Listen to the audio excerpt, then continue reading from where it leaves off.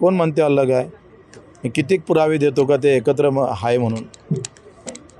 जशी चाणक्य नीती आहे तशी हे पवार नीती आहे. पडद्या पाठीमागून एकत्र असं म्हणायचं का तुम्हाला? ते काय सांगावं लागते. शिंदे साहेबांमध्ये देखील एक खतखत आहे, तिथल्या मंत्र्यांच्या आमदारांमध्ये कामं होत नाही. सरकारवर अजितदादा मागच्या याच्यात होते म्हणून दादाचं नाव घेत हे सगळे फुटले. आता दादा येऊन बसले, मोठी पैसे पंचायत झाली.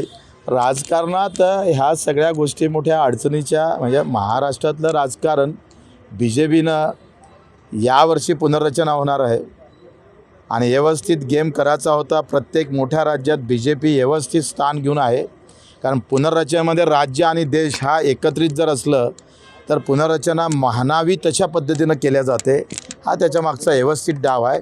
मी पुन्हा एक तुम्हाला मुद्दा म्हणून सांगतो आहे, मुंबईतल्या मराठी माणसाची एकंदरीत मतदानाची संख्या घटवणार आहे, कारण 2 ठिकाणी मराठी माणसाचं मतदान आहे. एक कोकणात आहे आणि मुंबईत आहे.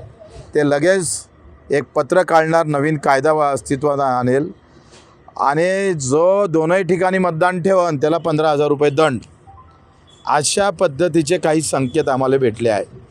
म्हणजे सत्तेसाठी सगळे नियम बाजूला ठेवून BJP राजकारणातलं सगळ्यात बेकार राजकारण, म्हणजे जसं औरंगजेब चाल करून याचा विचित्र पद्धतीनं, तेवढं जरी नसलं तरी राजकारणात काहीही करावं पण सत्ता हाती घ्यावं, अशा मानसिकतेत सध्या भाजपा आहे. आधार लिंक जो मतदार कार्डासोबत केला जात आहे, काय वाटते मुंबई महानगर त्याचसाठी स्पेशल मी जे सांगितलं बघित, आता तो दंडात्मक कारवाई पण होणार आणि पुन्हा मग मराठी माणसाचा तिथला टक्केवारी कमी करून व्यवस्थित प्लॅनिंग होईल.